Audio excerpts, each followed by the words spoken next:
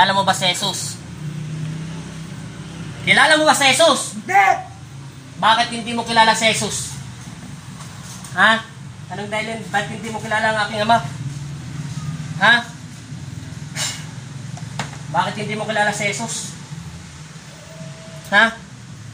Bakit hindi mo kilala si Jesus? Hindi niya daw kilala ang ating ama si Kristo. Eh, sino kan nilalang ka? Tao ka ba? O elemento? Masamang espiritu? Sagot!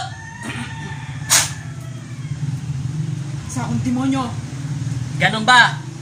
Ikaw siyang demonyo. Bilang instrumento ng Panginoong Kristo, tinatawag ko si Rafael.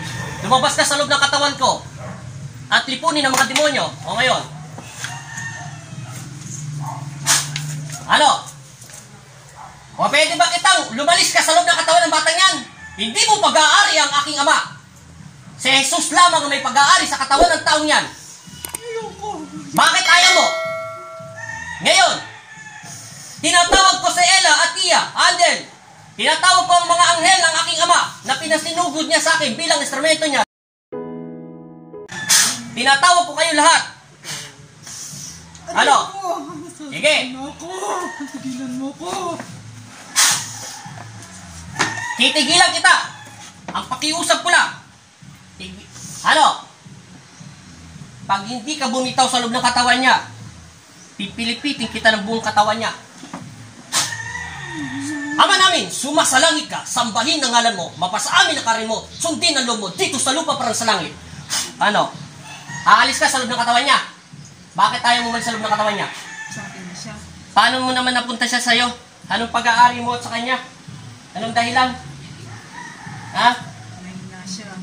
Bakit siya mahina? Bakit siya mahina? Panginoon, nananalig ako. Sa kanya. Ano? Bakit naman walang nagmamahal dito Genesis Esperanza. kay Esperanza? Anong dahilan? Bakit walang nagmamahal sa kanya? Bakit pag-aari mo ba siya?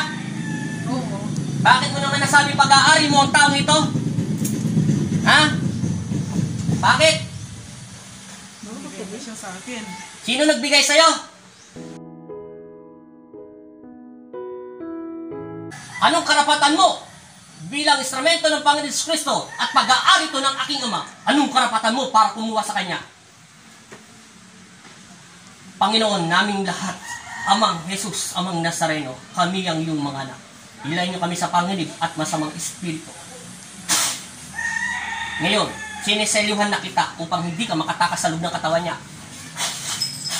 Ngayon, mag-uusap na tayo. Ano? Aalis ka sa loob ng katawan niya? Ha? Oo. Kung aalis ka, tanggalin mo lahat ang nilagay mo sa loob ng katawan niya. Gamitin mo yung kamay mo. Kung ikaw ay isang demonyo, kilala mo ako kung kaharapan mo. Kung ikaw ay isang demonyo, tanda mo, walang sino mang demonyo dito sa bansa, sa mundo, na hindi nakikilala ang kaharap mo, tanda mo. Hindi ko na kailangan magpakilala sa iyo kung sino ko. At alam mo yun kung sino ang kaharap mo. Naiintindihan mo? Tanda mo, ako ang pinakamahinang instrumento ng Panginoon Kristo. Ako pa bilang instrumento niya. Kaparanggot lang ang kapangyarihan ko. Pero ito ay napakalakas. Kasing laki lang to ng butil na bigas. Huwag mo kong pilitin. Nasaktan kita sa loob ng katawan niya, demonyo. Kalasin mo muna lahat ang nilagay mo sa kanya. Kalas! Sa pangalan ni Jesus!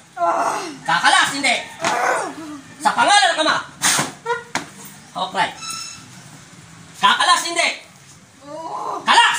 Gamitin mo yung kamay mo. Kalas! Tabon! Dalawang kamay! Huwag mo kong tadyakan, pipilipitin ko yung buong katawan mo. Kalas! Kalas!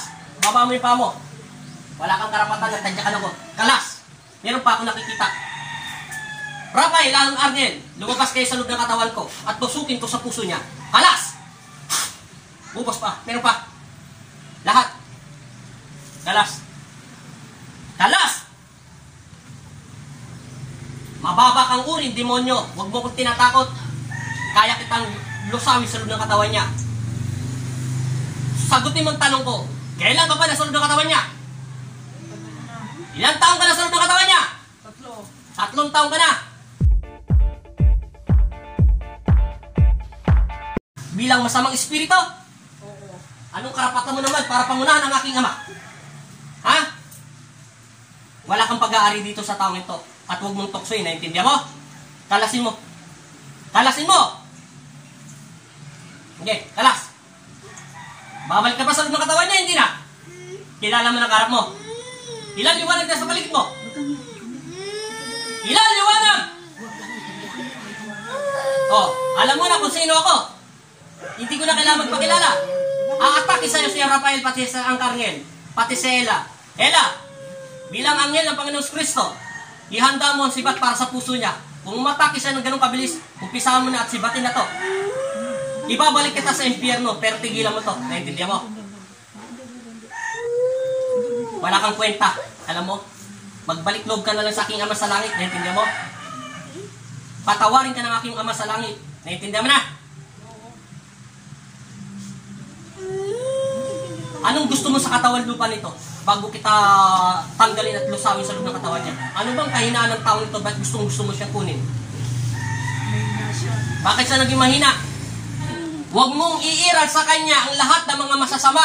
At huwag mo siyang turuan maging masama. Naintindihan mo? Alam ng Diyos kung anong plano ibibigay sa kanya. At huwag mong pangunahan ang aking ama. Naintindihan mo na? Naintindihan mo? Oo. Galit ka? Hindi. Bakit ka naniniba? Ha? Bakit ka naniniba? Sasaktan ako. Sasaktan kita sa loob ng katawan niya. Huwag ka nang babalik dito, ha? Oo. Naintindihan mo? Oo. Umayos ka, tanda mo. Wala akong panahon makipagbiruan sa mga demonyo. Naintindihan mo? Kung may liwanag na katake sa'yo, tanda mo. Sasaktan kita. Manda ka, palalayasin kita.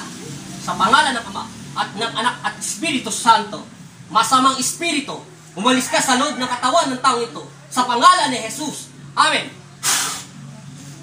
Amen. Amen.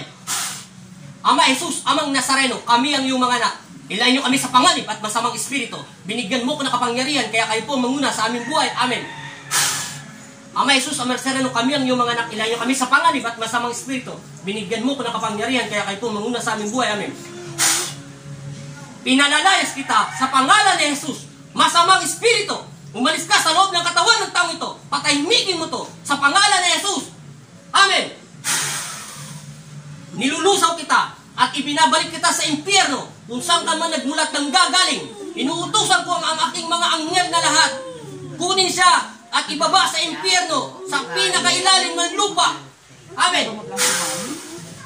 Humayo ka sa pangalan ni Jesus. Amen. Tinatanggalan kita ng hininga at inuubusan kita at nilulusaw kita sa pangalan ni Jesus. Amen.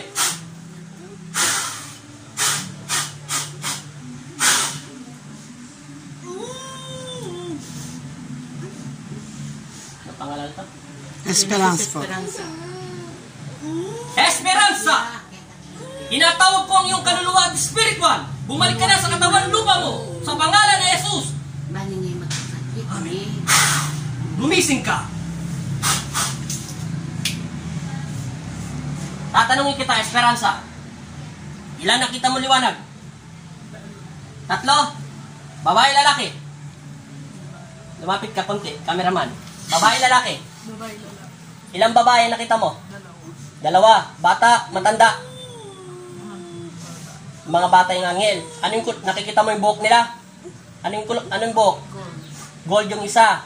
Yung gold po niya si Ella po yung bihira ko lang tawagin yun. Pero napakalakas na sandata po yun. Pero kerubin lang po yung bata lang yun. Pero yung isa,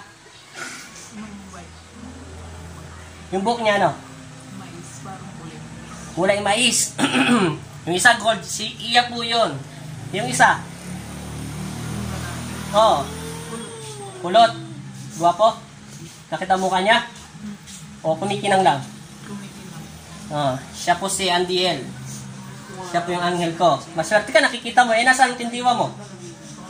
Yung diwa mo, espiritu mo. Kung nasa ka dinala ng Panginoon, ewan ko, ikaw nakakalam yun, di ko alam. May, maliwanag. Anong klaseng liwanag? Flashlight, bombilya, etc. Ilaw ng sasakyan o ano? Sa maliwanag. Saan liwanag? Sa simbahan, sa loob ng bahay nyo, etc. Saan mo? Maliwanag sa yun. Basta hindi mo alam yon. Wala ka nakita madilim. Ako meron. Anong nakita mo madilim? Tapos may mula, tapos papasok ako. Tapos doon na Oh, pakinggan nyo ha. Lakasan mo ate. Hindi ko siya kilala sa Esperanza. Nakita niya daw, i-repeat ko lang ha, para marinig kasi wala tayong wala tayong mic eh. Maitim, pula, biglang may liwanag. Nandun siya sa madilim. Bakit hindi ka makapasok sa tahanan ng lola mo? Parang may pumipigil. Doon sa lugar ng lola niya, marami pong body spirit. Doon po siya nakakakita ng mga masamang espiritu. Kaso, hindi siya pinapapasok. Ewan ko kung bakit ayaw magpapasok. Pero sinabi mo bang demonyo ka? Hindi mo sinabi yon? Sabi niya kasi devil siya eh. Sinabi mo eh. Oh, sinabi yun ni mama. Sinabi mo ba yon? Swerte ka, nakita mo yung mga anghel ko. Maswerte ka pa rin. Ibig sabihin yun, pinagpapala ka pa rin ng Panginoon. Akin na yung kamay mo. Hindi mo kang iyak, bebe. Hindi, wag ka na. Oh, bakit pumantay yung daliri mo? Di ba kanina napakahaba ng isa? O anong isipin mo? Kasi, di ba sabi sa'yo, yung taktika kaninang sinasabi mo natitigan kita. Yung totoo, hindi ka makatingin ng diretso sa akin yung unang pasok mo dito, no? Para kang ano?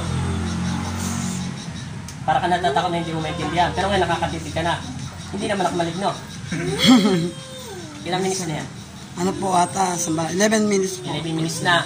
Yung demonyo nyo, napakahina lang yun kasi hindi siya makatake. Kinabitan na siya ng mga anghel eh. Binantayan na siya. Kunti paggagalaw niya lang sa akin.